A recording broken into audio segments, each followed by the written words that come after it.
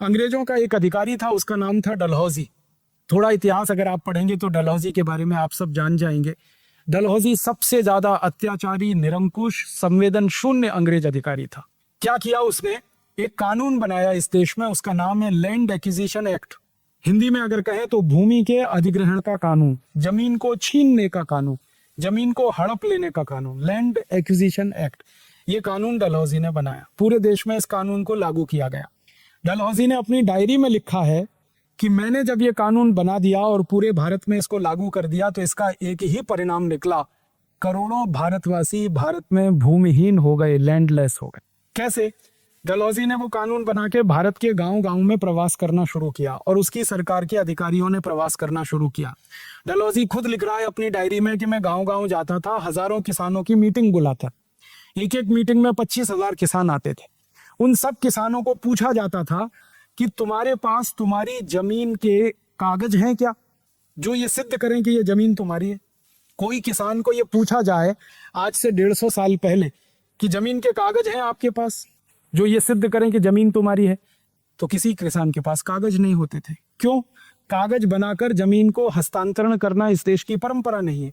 इस देश में जमीन का हस्तांतरण करने की जो परंपरा है वो ये है कि मेरे पिता ने अपनी जमीन मुझे दे दी, मैंने मेरी जमीन अपनी आने वाली पीढ़ी को दे दी, उसने अपनी जमीन उससे आने वाली पीढ़ी को दे दी।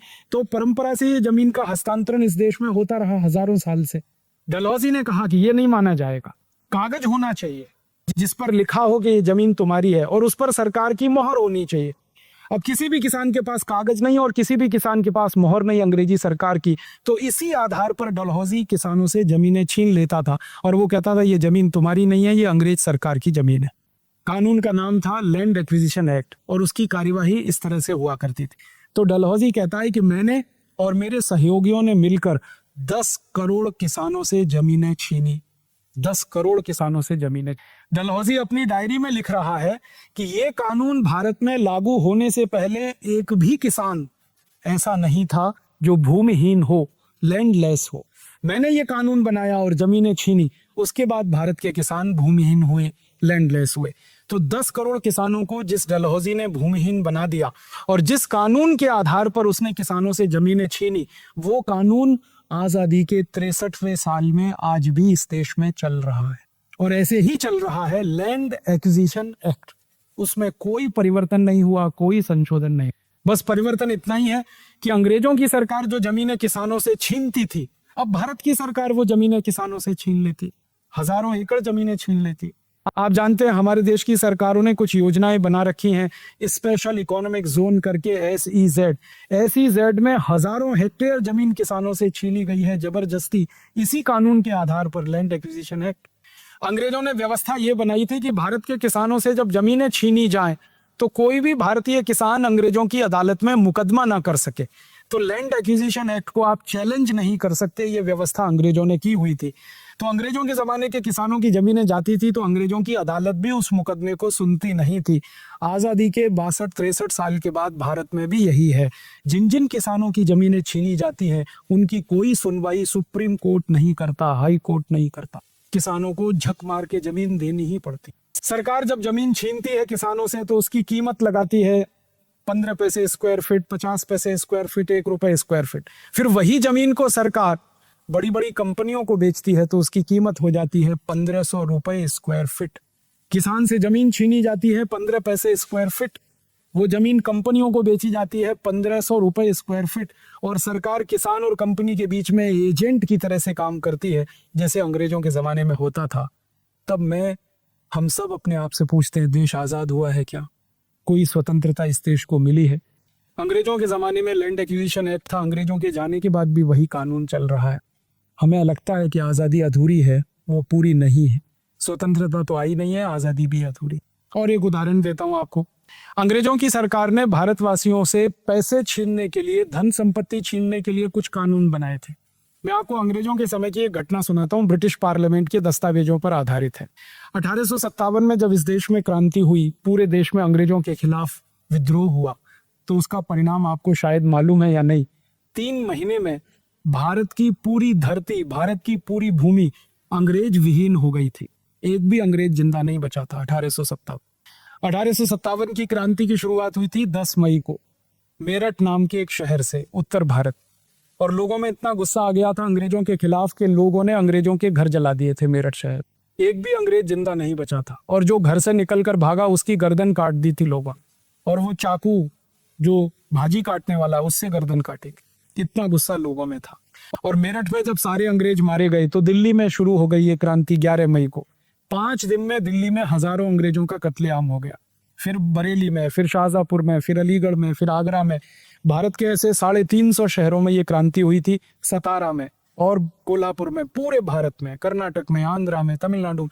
भारत का कोई स्थान बचा नहीं था जहां ये क्रांति ना हुई हो।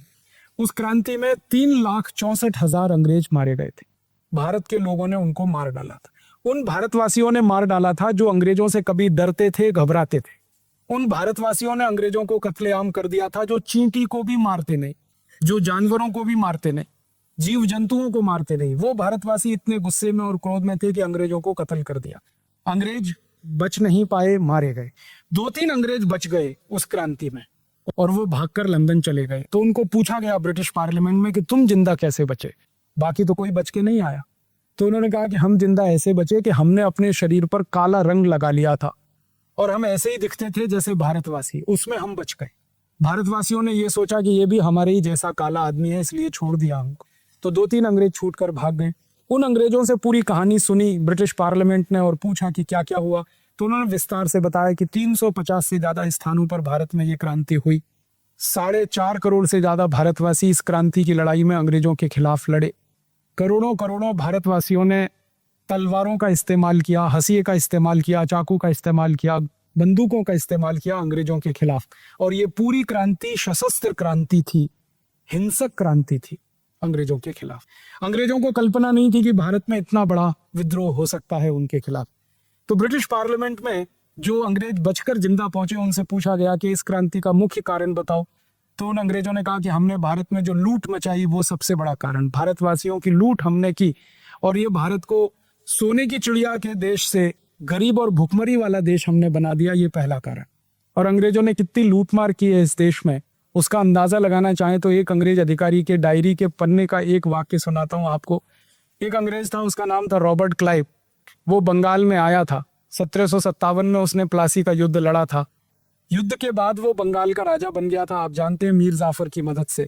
और राजा बनने के बाद उसने बंगाल को लूटा था। तो कलकत्ता के कुछ मोहल्ले उसने लूटे थे और उनको धन लंदन लेके गया था। 7 साल उसने कलकत्ता को लूटा था। तो रॉबर्ट क्लाइव को ये पूछा गया ब्रिटिश पार्लियामेंट में एक बार कि तुम भारत से क्या लूट कर लाए। तो उसने कहा भारत से नहीं लूट कर लाया, भारत के एक राज्य के, एक शहर के, एक छोटे से इलाके से कुछ लूट कर लाया। उसने अपना स्टेटमेंट क्लैरिफाई किया। उसने कहा कि पूरे भारत से लूट कर लाने के लिए तो 1000 साल लगेंगे, इतना धन और संपत्ति भारत में है। मैं तो भारत के एक राज्य के, एक शहर के, एक छोटे से इलाके से कुछ लूट कर लाया। तो ब्रिटिश पार्लियामेंट का प्राइम मिनिस्टर पूछता क्या लूट कर लाए तुम। तो उसने कहा सोने के कुछ सिक्के, चांदी के कुछ सिक्के, हीरे जवाहरात, मोती, पन्ना, माणिक, ये सब लूट के लाया। कितना लेके आए। तो उसने कहा मालूम नहीं है कितना लेके आए, फिर भी अंदाजा बताओ। तो उसने कहा मैंने गिना नहीं है अभी तक कितना लाया। तो रफ एस्टिमेट बताओ, कुछ मूल मोटा मोटा आकलन बताओ। तब उसने जो उत्तर दिया ब्रिटिश पार्लियामेंट में वो मैं आपको सुनाता हूँ। वो कहता है कि कलकत्ता शहर की संपत्ति को लूटकर लंदन लाने के लिए मुझे पानी के 900 जहाज किराए पर लेने पड़े। 900 शिप्स किराए पर लेकर मैंने वो संपत्ति उनमें भरी और उसको कलकत्ता से लंदन लेके आया। तो ब्रिटिश पार्लियामेंट का जो प्राइम मिनिस्टर था उसने पूछा कि ये शिप की बात कर रहे हो या बोट, नाव की बात कर रहे हो या जहाज की। उसने कहा शिप की बात कर रहा, नाव में नहीं भर के लाया, जहाज में भर के लाया। तो फिर उसको पूछा गया कि जहाज का आकार बताओ, कितना बड़ा जहाज, कितनी उसमें धन संपत्ति आ सकती है। तो उसने कहा कि एक जहाज में कम से कम 70 मीट्रिक टन सामान आ सकता है। ऐसे 900 जहाज भर के मैं संपत्ति लाया। 70 मीट्रिक टन का माने होता है 70,000 किलोग्राम। 1 मीट्रिक टन में 1000 किलोग्राम। तो ऐसे 900 जहाज भर के सोने के सिक्के, चांदी के सिक्के, हीरे जवाहरात, मोती, पन्ना, माणिक, वो सब लूट कर ले गया एक अंग्रेज जिसका नाम था रॉबर्ट क्लाइव। और रॉबर्ट क्लाइव ने लूटा, उसके बाद वॉरेन हेस्टिंग्स ने लूटा इस देश को, फिर उसके बाद कर्जन ने लूटा, फिर लिलिथगो ने लूटा, फिर वेवेल ने लूटा, फिर इसके बाद डलहौजी ने लूटा, फिर विलियम वेंटिंग ने लूटा। और आखिरी लुटेरा अंग्रेजों का जो इस देश में आया वो माउंटबेटन था, तो रॉबर्ट क्लाइव से लेके माउंटबेटन तक 84 गवर्नर जनरल इस देश में आए अंग्रेजों के, और हर एक ने लूटा। किसी ने 900 जहाज भर के, किसी ने 700 जहाज भर के, किसी ने 500, किसी ने 300, किसी ने 200, किसी ने 50, जैसी जिसकी क्षमता थी सब लूट कर ले गए इस देश को। और ये लूट इतनी बड़ी है कि दुनिया के किसी देश में इसका उदाहरण नहीं मिलता। और इस लूट का दुष्परिणाम था कि भारत एक जमाने में सोने की चिड़िया कहलाने वाला देश अंग्रेजों के लूट के बाद कंगाल और भिखारी देश बन गया। अंग्रेजों ने ये जो लूट बचाई इस देश में, इस लूट का अंदाजा हम लोगों ने लगाया पिछले 15 साल में दस्तावेजों के आधार पर। अंग्रेजों ने इस देश में से लगभग 300 लाख करोड़ रुपए की संपत्ति लूटी है। 300 लाख करोड़ रुपए कितने होते हैं इसका अंदाजा लगाना हो तो भारत सरकार की एक पंचवार्षिक योजना 10 लाख करोड़ की होती है। एक पंचवार्षिक योजना जो 5 साल चलती, और एक पंचवार्षिक योजना अगर 10 लाख करोड़ की है तो 30 पंचवार्षिक योजनाएं उस धन से इस देश में चलाई जा सकती हैं। इतना धन अंग्रेजों ने लूटा इस देश, वो सब ले गए यहाँ से। उसमें हमारा खजाना खाली हो गया, हम कंगाल हो गए, गरीब हो गए। वरना अंग्रेजों के पहले तो ये देश दुनिया का सबसे अमीर देश था, सबसे श्रीमंत देश। अंग्रेजों के दस्तावेज बताते हैं कि इस देश के बारे में जब अंग्रेज आए थे पहली बार, जब इस देश में उन्होंने प्रवेश किया तो अंग्रेजों ने बहुत सारे सर्वेक्षण कराए थे इस देश के, सर्वे जिसको आप कहते हैं। उनमें पता चलता है कि भारत दुनिया में सबसे ज्यादा निर्यात करने वाला देश था अंग्रेजों के आने के पहले। पूरी दुनिया के बाजार में जितना सामान बिकता था उसका 33% माल अकेले भारत बेचता था।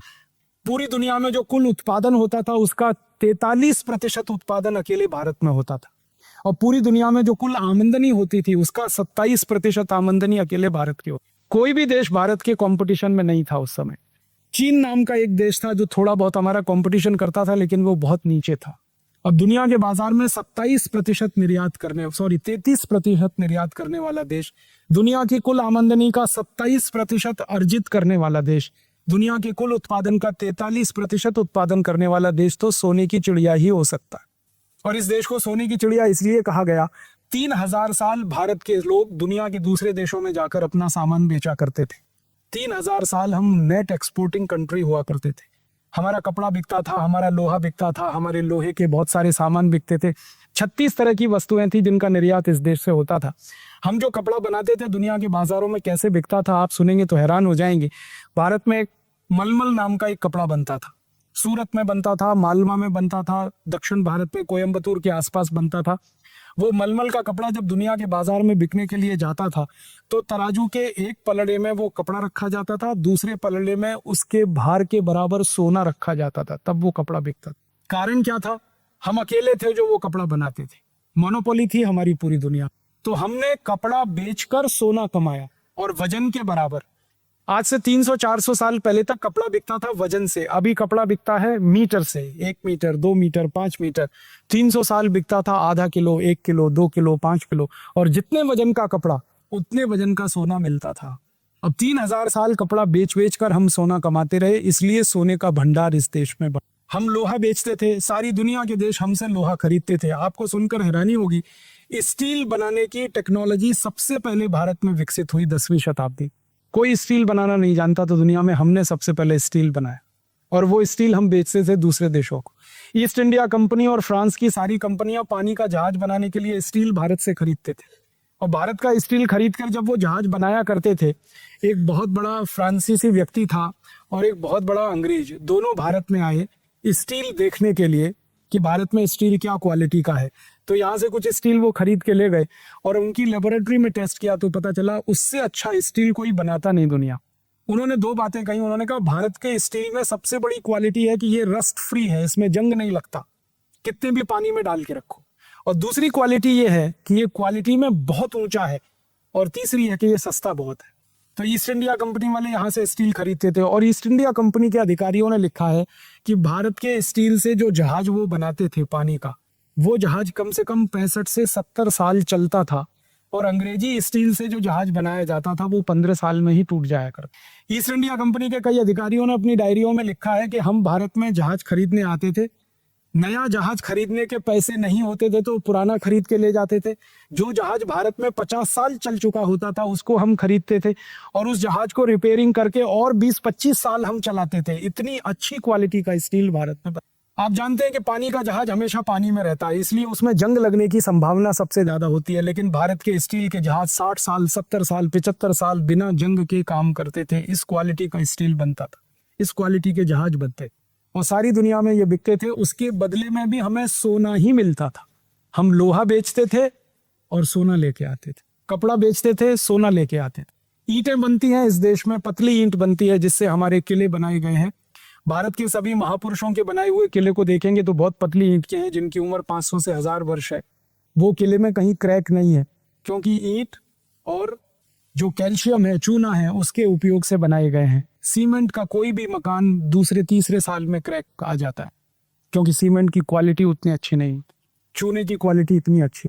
चूना हम बनाते थे, ईंट बनाते थे, उसे बेचते थे। ऐसी 36 तरह की चीजें हम बना के बेचते थे। सब चीजों के बदले में सोना मिलता था, क्योंकि उस समय एक्सचेंज जो होता था वस्तुओं का, वो सोने से ही होता। इसलिए हजारों साल दुनिया का सोना भारत में आया, और वो सोना इतना आया कि हमने उसको अपने शरीर पर पहना, शरीर पर लादा, घर में सजावट के लिए इस्तेमाल किया, फिर भी बच गया तो हमने दान कर दिया और उसके मंदिर बन गए इस देश में। दुनिया में कहीं सोने की मस्जिद नहीं है, कहीं सोने का गिरजाघर नहीं है। इस देश में सोने के मंदिर हैं। अंग्रेजों के जमाने में तो 13,000 से ज्यादा थे। जब अंग्रेज हिंदुस्तान में आए, उन्होंने सर्वेक्षण किया तो उन्होंने लिस्ट बनाई है कि 13,780 सोने के मंदिर हैं भारत, और एक एक मंदिर के पास सैकड़ों मीट्रिक टन सोना होता था। अंग्रेजों के दस्तावेजों में दर्ज है गुरुवायूर का मंदिर केरल में, फिर उसके बाद तमिलनाडु के मंदिर, तंजौर के मंदिर, फिर उसके बाद हमारा तिरुपति बालाजी का मंदिर। ऐसे हिंदुस्तान में 13,000 से ज्यादा मंदिरों में टनों टन सोना लगा हुआ है। और अंग्रेज लिख रहे हैं कि इस सोने को ही लंदन ले जाना पड़े तो 1000 साल लगे। इतना धन संपत्ति इस देश में था। एक अंग्रेज आया इस देश में, उसका नाम था मैकॉले, टीबी मैकॉले, जिसने भारत की शिक्षा व्यवस्था को बदल दिया पूरा। उस मैकॉले का एक भाषण का एक वाक्य सुनाता हूँ। ब्रिटिश पार्लियामेंट में वो एक भाषण दे रहा है 2 फरवरी 1835 को, और वो बोल रहा है, I have travelled length and breadth of this country India. मैंने संपूर्ण भारत देश को देख लिया। लेंथ एंड ब्रेथ माने उत्तर, दक्षिण, पूरब, पश्चिम, सब जगह मैं भारत में घूम लिया। और वो कहता है कि I have spent 17 years continuous in India. वो कहता है 17 साल में भारत में रहा, पूरा भारत मैंने घूमा। और घूमने के बाद वो कहता है, I have not seen a single person who is a beggar and thief in this country. वो कहता है सारे भारत को घूमा मैंने, उत्तर, दक्षिण, पूरब, पश्चिम, 17 साल घूमा। एक भी आदमी पूरे भारत में मुझे ऐसा नहीं मिला जो भिखारी हो और चोर हो। क्यों? वो कहता है सच wealth I have seen in this country India. वो कहता है इतना धन और इतनी संपत्ति मैंने इस देश में देखी है कि कोई व्यक्ति इस देश में भिखारी हो ही नहीं सकता और चोरी कर ही नहीं सकता। चोरी कौन करेगा? जिसके पास संपत्ति नहीं। भिखारी कौन होगा? जिसके पास धन नहीं है। वो कहता है एक भी व्यक्ति ऐसा नहीं है जिसके पास धन और संपत्ति ना हो, इसलिए कोई चोर नहीं है, कोई भिखारी नहीं। और अपने भाषण में वो कहता है कि भारत के 17 साल के प्रवास में मैंने एक भी घर नहीं देखा जहां ताला कोई लगाता। और ताला नहीं लगाते उसके पीछे कारण क्या है? चोरी का किसी को डर ही नहीं है। और चोरी का डर क्यों नहीं है? क्योंकि चोर नहीं है इस देश में। फिर वो कहता है कि भारत में इतना धन और इतनी संपत्ति है, एक एक घर में मैं कभी जाता हूं तो वहां सोने के सिक्कों का ढेर ऐसे लगा रहता है जैसे चने का ढेर होता है, गेहूं का ढेर होता है। एक एक घर में इतना सोना, एक एक घर में इतने सोने के सिक्के। वो कहता है इस देश को हम कभी भी गुलाम नहीं बना सकते। क्यों? क्योंकि इंग्लैंड से कई गुना ज्यादा पैसे वाला ये देश है। इसलिए इस देश को अगर गुलाम बनाना है तो लूटना पड़ेगा। पहले इस देश की संपत्ति को लेके जाना पड़ेगा लंदन। जब ये देश गरीब होगा तभी अंग्रेजों का गुलाम बनेगा, अन्यथा नहीं। ये उसका लंबा भाषण है। ये भाषण बताता है कि कितना पैसे वाला, कितना संपत्ति वाला, कितना समृद्धशाली देश था। फिर यही भाषण बताता है कि अंग्रेजों ने किस तरह से लूट मचाई इस देश की, जो आज दुनिया का सबसे गरीब देश है। तो इस लूट के खिलाफ भारतवासियों का विद्रोह हुआ था 1857 में, और भारतवासियों ने अंग्रेजों को मार भगाने की कसम खाई हुई थी, और वो कसम उन्होंने पूरी की थी। 10 मई से विद्रोह शुरू हुआ। 1 सितंबर 1857 तक सारे अंग्रेज इस देश में मारे गए, एक भी जिंदा नहीं बचा। यूनियन जैक उनका हर जगह से उतर गया, और हर जगह भारत के राजाओं के, रियासतों के झंडे उस समय फहराने लगे। उस समय तिरंगा झंडा नहीं होता था इस देश में। हर राज्य के अपने अपने झंडे हुआ करते थे। सतारा राज्य का अपना झंडा था, ये कोल्हापुर रियासत थी, इसका अपना झंडा था, पुणे रियासत का अपना झंडा था। सभी राज्यों के झंडे इस देश में थे। यूनियन जैक खत्म हो चुका था। उस स्थिति में अंग्रेजों ने जब बहस की ब्रिटिश पार्लियामेंट में और ये कहा कि हमें भारत में फिर से जाना है और भारत को फिर से लूटना है। तो कैसे संभव है? तो जो अधिकारी जिंदा बचकर यहाँ से लंदन वापस गए थे, तो उन्होंने कहा ये एक ही रास्ते से संभव है कि भारत के कुछ राजा, भारत की कुछ रियासतें अगर अंग्रेजों की मदद करें तभी अंग्रेज दोबारा भारत में जा सकते हैं। फिर ब्रिटिश पार्लियामेंट में बहस हुई कि कौन कौन से राजा हैं भारत में जो अंग्रेजों की मदद कर सकते हैं, कौन कौन सी रियासतें हैं जिन पर हम भरोसा कर सकते हैं। तो अंग्रेजों की संसद में एक सूची बनाई गई। उस सूची में सबसे पहला नाम सिंधिया परिवार, सबसे पहला ब्रिटिश पार्लियामेंट में सबसे पहला नाम आया। और सिंधिया परिवार के बारे में अंग्रेज अधिकारियों ने कहना शुरू किया कि ये तो इतना अच्छा परिवार है हमारे लिए, हम इन पे हमेशा भरोसा कर सकते हैं। एक अंग्रेज कह रहा है कि हम अपने पे जितना भरोसा नहीं कर सकते उससे ज्यादा सिंधिया परिवार पे भरोसा कर सकते हैं। इस परिवार की हमें जरूर मदद मिलेगी, हमें भारत वापस चलना चाहिए। दूसरे परिवार का नाम आया ब्रिटिश पार्लियामेंट में जिससे अंग्रेजों को बहुत मदद मिले, पटियाला राजघराना। आप जानते हैं कैप्टन अमरिंदर सिंह का नाम आपने सुना है, जो पंजाब का मुख्यमंत्री रहा, वो उसी राजघराने का है, पटियाला राजघराना। दूसरा नाम उनका आया। तीसरा नाम आया जींद के एक राजा का, हरियाणा में एक रियासत हुआ करती थी जींद, वहां के राजा का नाम था। चौथा नाम आया हैदराबाद के निजाम का, सालार जंग का। ऐसे करके अंग्रेजों ने 20-25 नाम छांटे। इनके नाम ब्रिटिश पार्लियामेंट में दर्ज हैं, बहस में दर्ज हैं कि ये वो परिवार हैं जिनसे हमको मदद मिलेगी। फिर इन सब परिवारों को अंग्रेज सरकार की चिट्ठी आई। वो चिट्ठी की कॉपी भी वहां रखी हुई है जिसमें लिखा गया कि आपने हमेशा अंग्रेजों की मदद की है, अब फिर हमारी मदद कीजिए, हम भारत को फिर से आना चाहते हैं लूटने के लिए, गुलाम बनाने के लिए। तो इन परिवारों की तरफ से जो चिट्ठियां गई वो बहुत ही शर्मनाक है।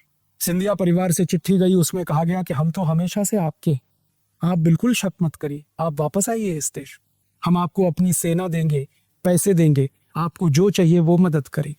ये जो हैदराबाद का निजाम था, इसने चिट्ठी भेजी, उसने कहा मेरी पूरी सेना आपके लिए है, मेरा पूरा खजाना आपके लिए।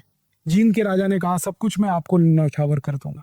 तो ऐसे 20-25 राजघराने इस देश में निकले जिन्होंने अंग्रेजों को मदद करने की कसम खाई, और उनकी मदद से अंग्रेज दोबारा इस देश में आए और दोबारा फिर इस देश के क्रांतिकारियों को उन्होंने कत्लेआम किया भारत के कुछ राजाओं की सेना की मदद से।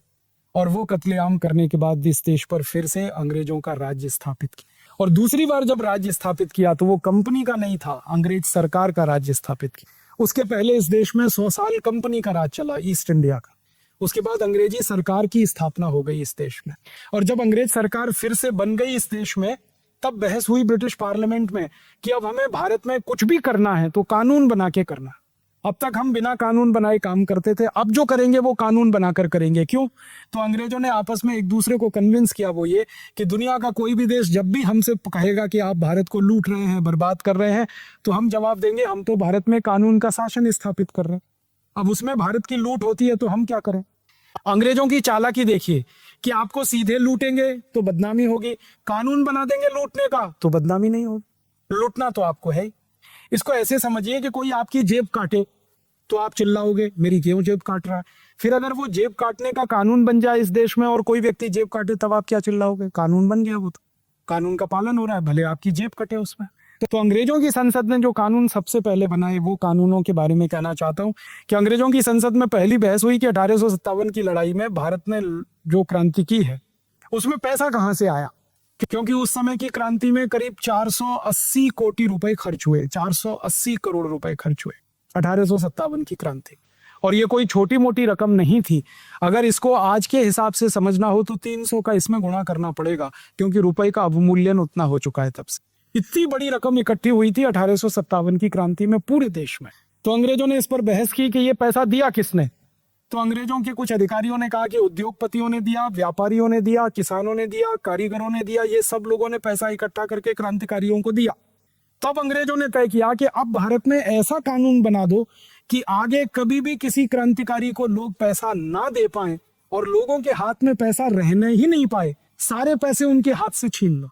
तो भारत के लोगों से पैसे छीनने के लिए, धन छीनने के लिए सबसे पहला कानून इस देश में बना, उसका नाम है इंडियन इनकम टैक्स एक्ट। और अंग्रेजों ने जब ये कानून बनाया तो आप हैरान हो जाएंगे ये जानकर कि इंडियन इनकम टैक्स एक्ट जब उन्होंने बनाया 1860 में और इसको लागू किया पूरे देश में, तो रकम कितनी छीननी है, धन कितना छीनना है, तो अंग्रेजों ने कहा 97%। ब्रिटिश पार्लियामेंट ने तय किया। माने कोई हिंदुस्तानी 100 रुपए कमा रहा है किसी भी व्यापार से तो उसमें से 97 रुपए इनकम टैक्स में ले लेना है, माने उसके पास सिर्फ 3 रुपए बचेंगे। फिर अंग्रेजों ने एक दूसरा कानून बनाया कि कोई कमाई करेगा तो कमाई तो तब करेगा जब कुछ सामान पैदा करेगा, उत्पादन करेगा, तो उत्पादन पर कर लेना है उनसे, सेंट्रल एक्साइज ड्यूटी। और ये अंग्रेजों ने लगाई 350%। 100 रुपए का सामान पैदा करो तो 350 रुपए अंग्रेजों को दो टैक्स। फिर अंग्रेजों ने तय किया कि कोई व्यक्ति सामान बनाएगा तो बेचेगा जरूर, तो बेचने पर उससे टैक्स लेना है। तो उन्होंने एक टैक्स बना दिया, सेंट्रल सेल्स टैक्स, केंद्रीय बिक्री कर। वो 180% से 250% होता।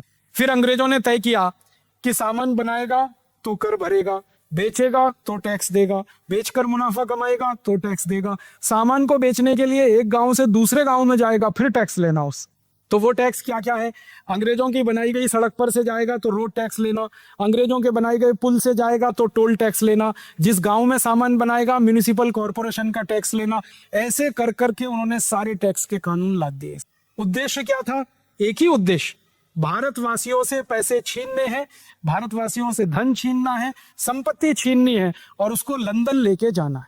जब ये कानून लागू हो गए, इंडियन इनकम टैक्स आ गया, सेंट्रल एक्साइज आ गया, सेंट्रल सेल्स टैक्स आ गया, रोड टैक्स आ गया, टोल टैक्स आ गया, म्युनिसिपल कॉर्पोरेशन का टैक्स आ गया, 20 तरह के टैक्स उन्होंने लगा दिए।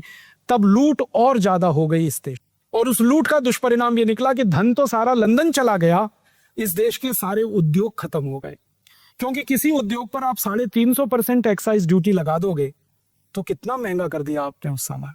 फिर सेल्स टैक्स लगा दोगे, फिर इनकम टैक्स ले लोगे, फिर रोड टैक्स ले लोगे, फिर टोल टैक्स ले लोगे। अल्टीमेटली दुष्परिणाम ये हुआ कि भारत की वस्तुएं महंगी होती गई और वो वस्तुएं बाजार में बिकना कम होती गई, तो भारत का एक्सपोर्ट खत्म हो गया, निर्यात खत्म हुआ, तो दूसरे देशों से जो सोना चांदी आता था वो बंद हो गया और धीरे धीरे आमदनी इस देश की घटती गई, घटती गई, घटती गई। आज भारत की हैसियत दुनिया में ऐसी है कि 200 देशों में सबसे गरीब देशों में भारत का नंबर आता है। आज से थोड़े साल पहले तक दुनिया के 200 देशों में सबसे अमीर देशों में भारत का पहला नंबर आता था। इतना परिवर्तन हो